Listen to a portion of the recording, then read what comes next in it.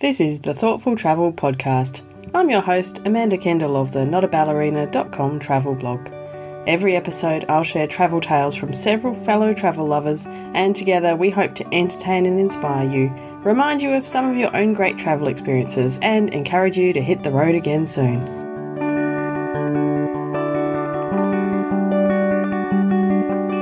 Hello and welcome to episode 311 of the Thoughtful Travel Podcast. Today I have one of my deep dive interviews. I'm chatting with Micah Kamohoali'i about Hawaiian culture and tourism and all kinds of cool things Hawaiian. Before we begin, I'd just like to pay my respects to the Whadjuk people of the Noongar Nation, where I'm recording this podcast on what is becoming a hot summer week here in Perth. Temperatures towards the century. Actually, I think 39 degrees Celsius later in the week. Blah, not my favourite time of year. Anyway, back to Hawaii. I actually met Micah at the South by Southwest's Sydney conference last month in October. I got to see him dance and to meet him briefly and hear him speak as well. And he is just one of those really fascinating people that you just need to talk to more. And I was absolutely not disappointed at all by our chat. It was very wide-ranging. He's a fascinating person, and I won't blather on too much because we did speak for quite a while. I've tried to cut it back to a reasonable length, but let's get going. So what I did learn when I met Micah was that tourism wasn't his first love at all, in fact, quite the contrary. So I started off our chat by asking Micah how it came about that he began to work in tourism in Hawaii. I never really cared for tourism because I just didn't understand it. To me, it was foreigners coming to my homeland and just looking at us and wondering why we look that way, dress that way, speak this way, and just kind of feeling like we're being judged. We're in a zoo and they're just looking at us. Then I grew up and then I went to a conference. And so I became a scholar in Hawaiian history, everything Hawaiian dance, language, different Hawaiian arts. And so I was asked to speak at the big tourism conference in Hawaii. I had asked all the questions. Why? And how are you selling Hawaii? And so what I've noticed was before I spoke at the conference, my uncle had invited me to work he was the director for culture and I guess guest relations at an outrigger hotel. And so he invited me to start working with him. I got to meet tourists. And I didn't really like them. And because they would I get it. I remember people asking me, so at the hotel we're at, there's a heiau there. It was rebuilt. Really, it's stacked rocks that create this big sort of mini pyramid. And for us, that's our temple, and we call it heiau. And so when guests came, I was the one who told them, this is a heiau, this is a Hawaiian temple. We would have worshipped here, blah, blah, in the whole story. And I got so many tourists that said, oh, you worship here? Like, just so oblivious to other cultures in the world. They're like, you never heard of Jesus? That, like, how many people ask me, you never heard of Jesus? And they're like, and you guys actually pray over here? Are you Filipino? I'm like, oh my God, are these people for real? And I'm like, why Filipino? They're like, isn't the people here Filipino? I'm like, well, there is Filipinos, yes, but no. They're like, oh, then you're Japanese. And I'm like, I'm neither. I'm Hawaiian. They're like, what is Hawaiian? I'm like, I'm Hawaiian. My ancestors are from here for thousands of years. And so they're like, wow. So, I mean, that's just stupidity, the ignorance.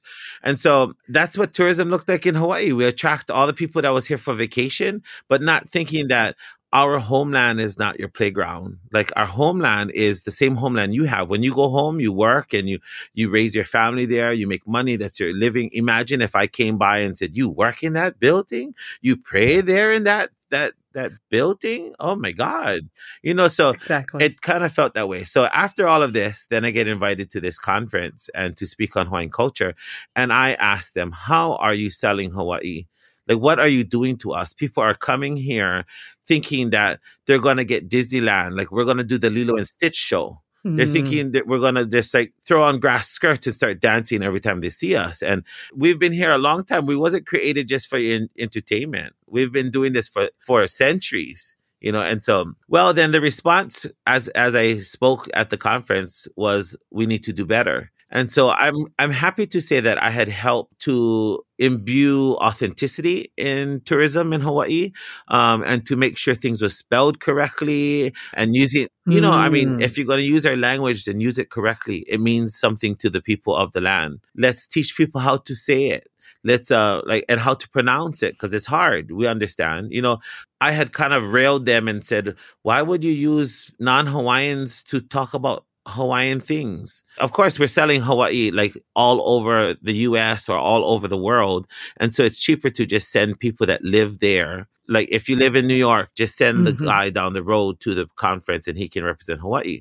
But, I realized that people with red hair was going, people that didn't look anything like us was going, and people that was saying Hawaii instead of Hawaii, people that was like saying aloha or aloha without the H. And I thought, oh, this is bad. If we're sending horrible people like this to represent Hawaii tourism, then that's who we're attracting. That's the bait we're putting out there. That's what we're attracting. And then they come here and then we fight with them. So we're like, we want respectful people. We want people that's here to learn. We want people that is open to other cultures. We want people that read signs when it says, don't cross this because it's dangerous there. We have to put out that same bait. If that's what we're trying to attract, we have to go and put out something that shows that this is who we are and this is what we want. And then that's what we get. So. Which is, like, I think the ideal model. But like, I imagine, well, from what I know, tourism is a massive part of the Hawaiian economy. And you can't just overnight turn off that tap of all kinds of tourists because you still need their dollars. What's the process been like over your time working in this industry, and how is it going? How's it improving? I think it's been a lot better. So, the pandemic really brought so much things into perspective. So I've been in the tourism industry for at least 10 years now. And so I started to make the change with everybody. A lot of Hawaiian cultural practitioners, many scholars had jumped on board with the tourism to help make sure it was authentic and help all the Hawaii Tourism Authority and all the different island chapters. And then, they form boards on every island to bring these cultural practitioners together and to give input on how we want to speak about our island. Every island is different. And so like, I wouldn't dare tell somebody from Maui or Oahu how to sell their island, or I hate to say sell the island, but how to present their island. Because I live on Hawaii Island. I think it was great. They started to bring in so much more native people to help shape tourism in a better way. Then we started to do projects that was, I think we started calling it regenerative tourism. We started doing projects where people would come and they want to give back. We were attracting the right people that care about the world, people that care about humanity, people that want to learn about the fish ponds and get in there. And you don't have an opportunity unless you're invited to be in the fish pond to help, because it's an old 200-year-old fish pond and the Hawaiian organizations still maintain them. So there have been groups that came and they wanted to learn about it and they wanted to get in and help. And great. I was like, who would have knew that tourism could extend to community service? Like, so many organizations or groups that would come, we get big corporate events. They would come and then they want to give back. And it's because that's what we're pushing for, that everybody needs to help each other out.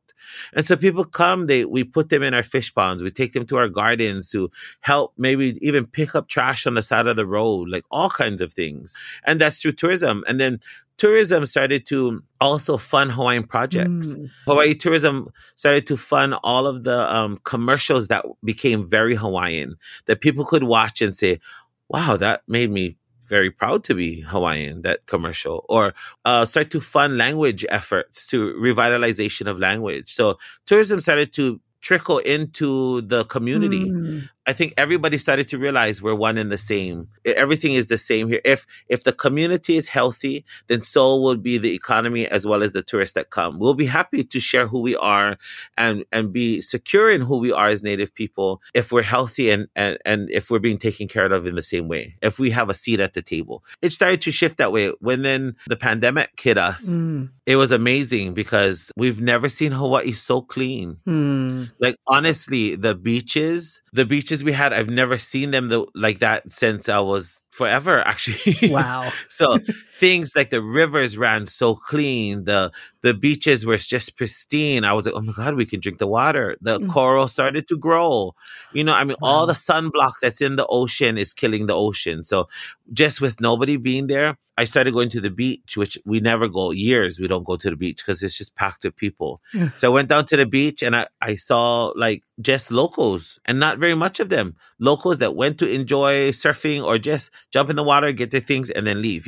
Just I was like, wow, this is like, it felt like cultural practice more than commercial fun, I guess. Yeah. Going to the beach felt like, oh, this is the cultural practice. Get in the salt water to heal your body for 20 minutes and then go to work. Mm-hmm. It was amazing. And so I think when we got a little taste of that, tourism started to get a beating when it came back. Yeah, I was wondering, exactly what happened when suddenly, because we often hear about these revenge travel, kind of everyone's like, okay, now I really got to get out and travel. So it's like a horrifying concept to me. People in Hawaii realized how amazing it can be without tourism. Economy was shot to hell. Yeah. But the island was beautiful. People had to work together. People had to start growing food, and I was like, great. If that's what it took for us to learn that we have plenty land in our backyards, plant tomatoes if you need to, like plant things, start somewhere, put your hands in the ground. Our ancestors did it, When tourism came back, people, I think, it was hard because people hated it. You had the ones that was happy and the ones that was just like, not just didn't like it, they hated it. Was like, no, down to picketing with signs and really? everything. Yeah. Wow. Go home. Signs at the airport. Go home. Everything. I mean, I can understand why, but it's pretty extreme. Yeah. And then I think, the scare of a disease and everything else. And we started to attract people that just wanted out. We started to attract the wrong people again. Right. It was like people that just wanted to get out of wherever they were. And Hawaii seemed like the best place to go. So we started attracting all kinds of people. We worked so hard to make sure there was more responsible tourists, and the pandemic erased it all. So we had to start again from the beginning. We're maintaining, but we're trying to get it back to that point where it's responsible tourists coming and people that are here to learn about another culture in the world and know that this is our homeland. Like, people live here for generations. And, I love when people go, you guys have such a beautiful culture. I've learned so much about myself through your culture. I'm like, oh, thank you so much for that. I'm like, that's the whole point, is to take what we're doing, understand that, and then internalize it and go home and you do that. One of the things we promote is malama, and malama means to take care of everything. It means to take care, but malama Hawaii is one thing, to take care of Hawaii. But I tell people, you don't have to be from Hawaii to malama. You can go home and malama your own backyard. You can take care of your own family, your own backyard, wherever you live in the world. It's connected to every place in the world. We're connected by land, by ocean, by sky, everything. It's all belongs to Mother Earth, and they all connect. That land needs to malama as well. So take our concepts and imply them at home. Teach people to malama everywhere. Oh yeah, I love that. I mean, I think a lot of my listeners are the kind who want to learn something when they travel, or go home with some kind of something new or some new way to approach life. And Hawaii seems like a really good place to learn something new, and to really, like, the fact that you encourage people to take those lessons home and apply them at home is just beautiful. I think because our landscape, okay, so like in Australia, I was like, is there a snake hiding behind the bush? I was worried about all of the things that you hear about. Yeah. It's funny. I had these guys from like Australian TV that came to Hawaii and shot this whole thing with me. And I told them, oh, follow me. I told them, I'm going to take you to the trees that I harvest to pound into cloth that my ancestors had done. And so they're like, oh, great. So we get to the back of my house, and we didn't mow the lawn. So it was all very tall. And I just walked right through. I said, follow me. I walked through it to the tree. I turned around. I was the only one there. I looked back and everybody's still on the cement area. And I'm like, what are you guys doing? Let's go. And they're like, oh no. Like, we don't walk through grass this high. No. And I was like, why? And they're like, no, there's snakes in there. And I was like, oh, okay, we're in Hawaii. We don't have any sort of like... Nothing dangerous. Yeah, I was like, we have nothing dangerous over here. You might see a cockroach or some mosquitoes. That's about it. Like, don't worry. Perfect. Yeah, and they were like, what? So I think in Hawaii, there's so much outdoor activities. There's so much ways that you can connect with nature. And for us, that's spiritual for us. It's something that fulfills our soul, completes our circle. It's something that we put our hands in the ground and we feel our ancestors, grab us and speak to us. And we do, all the different practices that has to deal with connecting to land. I realized around the world, people don't have that opportunity. You have some places that may have snakes everywhere, or you have places that they're so city that they don't even get to see a yard. They don't see a pasture or a garden or anything like that. So yeah, I think Hawaii has a lot to teach and offer the world. Oh, yeah, absolutely. Return to nature. I mean, we do get out into the bush here, but we are very aware of snakes. This is absolutely true. When I go bushwalking, then I know to stomp and make vibrations in the ground or be noisy. So, but I was recently in Japan, hiking in northern Japan, and I felt that even worse. There was bears in those forests. In Japan? Yes, no one told me about this before I arrived, but they're not frequently seen, but everywhere there's warnings and there's like things to bash so you don't to scare away the bears, and I'm like, wow. I can deal with a snake because if I see a snake, I will I know how to avoid it, and it's smaller than me. Whereas a bear, I'm thinking, is this like up in Hokkaido? No, south of Hokkaido, but in northern Honshu, so like inland from Sendai. Wow. So all through the Alps there. So I know it was news to me too. Cool. So all of these, I still go out there, but the idea of being able to walk around Hawaii and not have to worry about anything nasty like that is absolutely perfection to a snake-fearing Aussie like me. So yeah.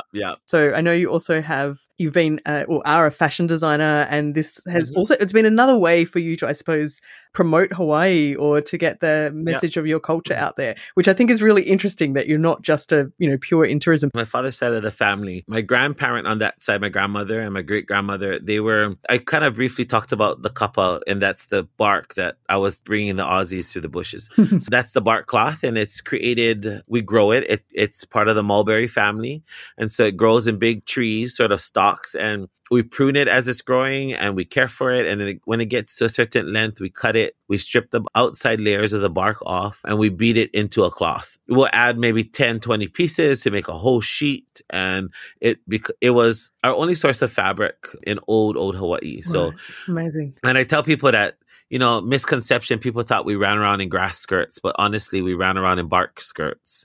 It was the bark of the tree. So that was our cloth. And so by the time the 1900s, I want to say about the 1820s, the fabric kind of disappeared because maybe even before it, maybe the early 1800s, because we had outside sailors that made it to Hawaii. Right. This is the time period that we call we had pre-contact and post-contact. So voyagers came, sailors from all over the world. The Alaskan fur trades was in Hawaii, and people from Alaska and the West Pacific Northwest was coming to Hawaii. They were bringing all their things as well as fabrics. People from the Asia side, so from China, was coming to bring silks. They were bringing silks from the Americas. They were bringing cottons.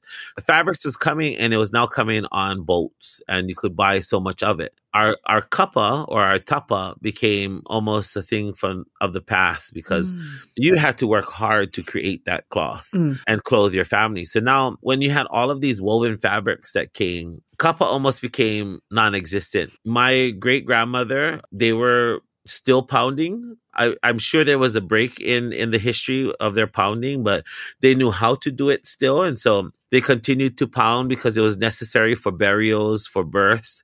When the children were born in the family, it was important to swaddle the baby in the cloth of the family, and it signified that we all came from the same loins, that we all come from this same cloth. When there was a funeral or a death, we would wrap the bodies in the same in kapa. Different ceremony. Hula dancers, that's the original skirts as a hula dancer. So many things. And so my family were hula dancers. They were ceremonial people. They continued to do it, and eventually it passed down, and I learned to do it. So it was in my whole family still perpetuates this. But we realized that there wasn't very much people that knew how to do it. I think eventually people were interested in the designs that went on there. I ended up in all these magazines for kappa and for reviving art and keeping the history alive, all these things. And so people wanted to see it on clothes. So there's a decorating process where you carve bamboo stamps after the cloth is made, and then you print it, and so you dye the fabric, all natural dyes with roots and berries and dirts, and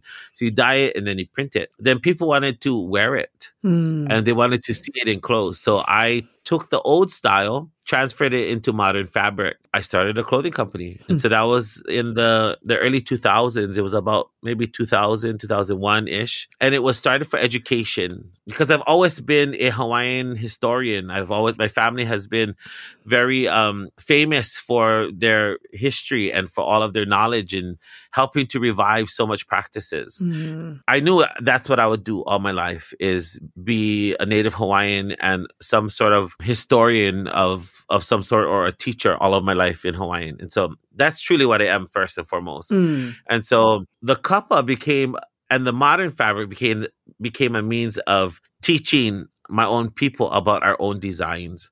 So put it onto modern fabric. Now people get to wear it. They have so much questions. What does the designs mean? What is the colors? Why is the this and this and that? And it was like, perfect. Now that you open the door, I'm going to teach you about it so you understand what these Hawaiian things mean. Eventually, by 2005, I turned it into a bigger clothing company. And that was the start of my first business license, I guess. It went for years. I sold it at the Merry Monarch Festival, which is kind of like our Olympics of hula competition that happens every year on my island, Hawaii Island in Hilo. Halau or dance schools will come from all over the whole island chain to enter this big, prestigious hula competition. And so I would sell my clothes, and they're in the craft fair. So huge arts markets that happens. Perfect. It happens for a whole week, this whole hula competition. And so, I've been there for 20 years now. And so selling clothes, and it got bigger and bigger. And I never had enough inventory. Wow, good problem. Yeah. It really became like people saw it and said, oh, this is Hawaiian. These are the old style. This is who we are. We come from this. And I was the only one doing it. There wasn't anybody. It was a lot of flower prints, a lot of flowery looking print, which is not like traditional Hawaiian. That was introduced during like the early 1920s and 30s when all Hollywood came to Hawaii, and everything became very flowery. Yeah. We didn't really even have prints for flowers, Wow. or pineapples, because we didn't have pineapples. But so I was taking like thousands of year old markings, designs, and tradition and putting it into modern fabric. Eventually, it got to the point where we got invited to New York Fashion Week, and then we really blew that out of the water. We did a hell of a job in New York Fashion Week. And what I told them it's about the story. I said the reason for my clothes was for education. It was for the story, for people to understand that our garments tell stories in Hawaii. So in old Hawaii, you had markings that was put on your clothes, and you had to be of a certain clan or a certain family to wear certain markings, and also colors. You had to be of your clan's color. Right. You couldn't just decide, oh, I'm going to wear purple today, or I'm going to wear blue. If your family was the Thunder Clan, you had to wear black. If your family was the Fire Clan, you had to wear red. That was your color. It was inappropriate to wear another clan's color. Right. So I thought, clothing back then was spiritual. It was sacred. It had story. It had all these. You wore the markings of your ancestors because it empowered what you was wearing. In turn, it empowered you, the wearer. I wanted that to be understood with my clothes. So it was education for me, and first and foremost. So when we went to New York Fashion Week, that's what I told them. I said, it's not just showing garment. I didn't go to the fabric store, buy a piece of fabric and then print it, and then now we're wearing it. I said, I'm from the people who made the fabric. Before there was even Fashion Week, and before the thought of even Fashion Week or fashion, you have to create the fabric. I come from the peoples of the Pacific that were fabric creators of the world. I said, that's a rarity. I was like, that's a rarity. People did. Of course, people had to create fabric to clothe themselves, but I'm part of the people that that clothe themselves through fabric that they grew out of the ground. Yeah. They were like, wow, I never thought about it like that. And so I think that's why we made a big splash. We ended up in every publication possible, from Vogue to Vanity Fair to Forbes. We were on the covers of fashion magazines. We brought the house down. We showed our culture. People were crying when, like at the end. It was very dramatic. We did all of our music into hula and everything. And we pounded the kapa on the stage, the way, demonstrating the fabric, how it was created. I did clothing out of that. I took the old fabrics and I sewed modern styles with the old fabrics, they could see a jumpsuit in kapa. People cried. It was amazing. What it did was it got us invited into Europe. So the following year, we went to London Fashion Week, Milan Fashion Week, and Paris Fashion Week. We got invited to all three, one crack. Amazing. Just boom, boom, boom. Yeah. And we did it. We ended up at the Queen of England's funeral. We went for Fashion Week, and her funeral was the next day. And so we ended up going to Prince Albert Memorial, which was nearby. And there was an old picture of our last queen standing there. And there's a photo of her. And so we said, okay, we're going to go stand in the same spot that she stood. We're going to sing her song, which was Aloha Oi, that says farewell. And we're going to sing that when the queen passes. And at one point in time, our nations were linked together. Our royal families were named after them. Princess Ka'iolani's name was Victoria, after her godmother, Queen Victoria. Kamehameha IV's son's name was Albert, after Prince Albert. So they all had names that was... Our connections, yeah. Well, we have a palace in Hawaii, and it was built like in the style of Buckingham Palace. Wow. And so everything, there was a big connection. And then we went through an overthrow in 1893, and the English didn't help us. The British didn't help us. I mean, it is, and it was what it was. And there were so many songs that was written for them, and all these relationships we had. Oh, how interesting. I told our people, there was 40 of us, I said, what do you want to do? They said, well, we're here at the most historic time in what seems like in the world. We're at the Queen's funeral is today. I said, okay, let's get ready then. Strap up, everybody. Put on all of your royal garments that we had. We brought all of our feather capes, all the royal garments. So we're going to go to the service. We're going to go to the funeral, and we're going to stand there for our ancestors who were the royal family, and we're going to represent them. And we're going to let them know we've been here all along. Whether you helped us or you didn't help us, we've been standing here all along. I said, and we'll show our respects as if how our monarchy would have been if they passed away. So we sang as she passed by. We brought our big feather standards. The whole street cleared when we walked out onto the street. Everybody cleared right out of the way, and they're like, oh my gosh, is that the Hawaiians? And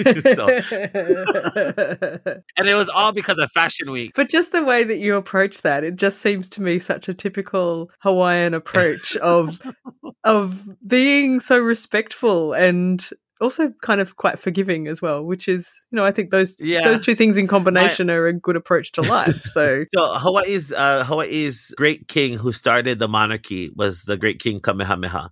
And so he's my fifth great grandfather. So my family is the direct descendants from Kamehameha. So our Kamehameha the Great was the first king that when he united all the 8 islands, he put them under his rule, and then they started the kingdom. So before it was chieftains or chiefdoms. And so he started the kingdom, and it passed to his son, Kamehameha II. Eventually, Kamehameha 1, 2, 3, 4, and 5, and then a few others. And it was important to me, my family. And the reason why my family has always been leaders is because that's our lineage. We come from... I don't think we can help ourselves. It is literally in the blood. We stood there, and everybody came, and they were like, wow, these guys are dressed like royals. Look at all their feathers, everything they had. And we're the royal descendants of the kings of Hawaii. And they're like, wow, you guys came this far for this? I said, actually, we came for Fashion Week. It's kind of a coincidence that we're here, but... but we're here. So. And we're doing this really beautifully and really respectfully. Yeah. And yes. Yeah. Oh, that's incredible. Wow. You've had a very fascinating career path and life path. It's amazing. But it does all tie together. Like, when I know when you were introduced in Sydney and they're like, he's been an archaeologist and he's been a fashion designer and he's worked in tourism. But actually it's all connected. It's all like, as you say, it's all part of this. Yeah, totally. No, I was going to say, and then I got into film. And so we started, because we were doing all these fashion things, we started filming them so that they could be seen at home. And so we started putting together like 1-hour documentaries of New York Fashion Week, a 1-hour documentary of just London Fashion Week, a 1-hour documentary of Paris, 1 hour documentary of Milan. And then we ended up winning an Emmy. I didn't know this. Oh my goodness. Yeah, so this past year I won an Emmy for directing and producing the Congratulations. Totally. I put together a team and we edited it and we filmed all the fashion shows, where we went, what we did. We created what I thought was our journey, but in a masterpiece, and that was uplifting for my own people, for them to see that Hawaiians can, you can go as far as you need to or wherever you want to and still be Hawaiian. You can still be Native Hawaiian all day, every day, and go around the world and share our aloha, and go and show them what aloha really is, how to love one another and take care of each other, and how to malama. And so we did it, and then we won an Emmy for it.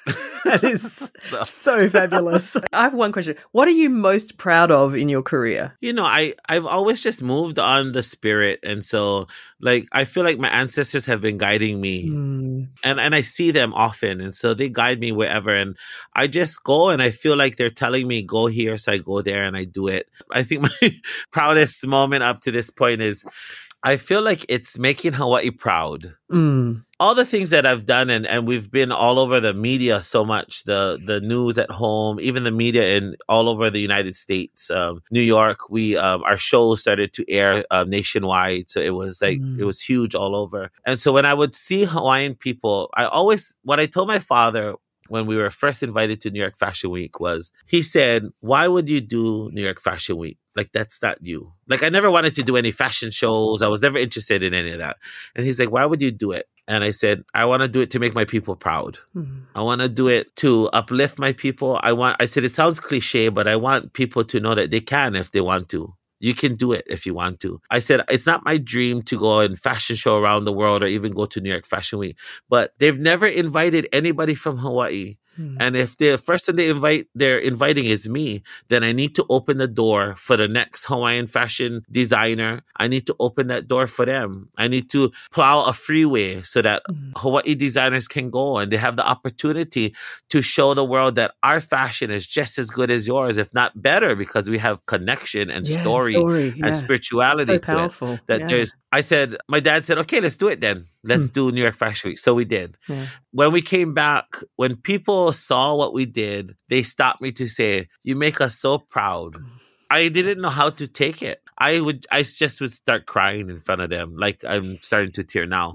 But I just would start crying because it was my intent to uplift Hawaii. And I was hoping that it would make Hawaii proud of what we're doing. And so they got it. I didn't go on the TV and tell them, you're proud, right? So when almost every single person I saw, they said, you make us so proud.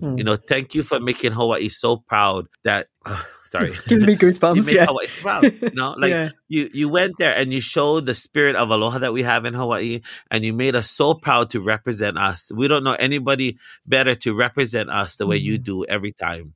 And so that to me was my proudest moment was that I was able to instill that sort of hope and proudness into a people that wasn't allowed to, a people that was, after our overthrow, we were beaten for being Hawaiian. Our language was banned. We couldn't even speak our own language or you was put into jail. We went through so much trials, tribulations, prosecution, everything under the sun, oppression, depression. Our people had to try and rise out of these ashes for so long. And so to hear people tell me that, oh, you make us so proud, in my mind, instantly, why it hit me so hard was I instilled hope that our people, our culture can still thrive, that they can still go and be these things. And the hardest people to convince is your own people. The hardest for me was we're still living in this mindset that we're being oppressed, and maybe we are, but I try to tell my people that you have to try and rise up from it. You find the root of the problem, find this trauma that you have, and work through it so that the next generation gets better and better and better. And you have to work through it. It's easier for most people to just fall in their own. So it's harder to convince your own people of their value, of all these things. Yeah, the value, exactly. And so being able to instill that sort of pride and hope and proudness of we're Hawaiian and we're native and we can. That was, for me, I guess, my proudest moment, and still will continue to be mine. I think Micah is rightly very proud of all this amazing work he's done. I hope you enjoyed this chat as much as I enjoyed speaking with him. It was, it was just a pure delight. Now, I've got a bunch of links, and most of them I'll just leave in the show notes because they are tricky to read out, and you could also Google. So a few links are, I've left links to the 3 documentaries they've made, the House of Kamohoali'i documentaries about their experiences in Fashion Week in London, Paris and Milan. So they are absolutely fabulous to watch. I've been enjoying those. I'm also leaving a link to the Merry Monarch Festival, merrymonarch.com, which Micah referred to, which happens every year in early April, which sounds pretty cool. And I will also leave a listen if you want to hear more about Hawaii. You might have recalled or want to revisit an episode I did last year, I think, on thoughtful travel to Hawaii, when I spoke to Kainoa Danes and Annie Daly about their book Island Wisdom. I've had lots of reasons to be very intrigued by Hawaii and its approach to being thoughtful for tourism and travellers. So, also don't forget to come and join our groups and have a chat about your own experiences, either Facebook or LinkedIn group. They're both called Thoughtful Travellers, and there'll be links in the show notes if you can't find them on the platforms themselves. For this episode, the show notes will be at notaballerina.com/311. As always, thank you so much for listening. This has been another episode of the Thoughtful Travel Podcast. Show notes and other information are at notaballerina.com/podcast. Join me again soon for another chat about why we travel. Bye for now.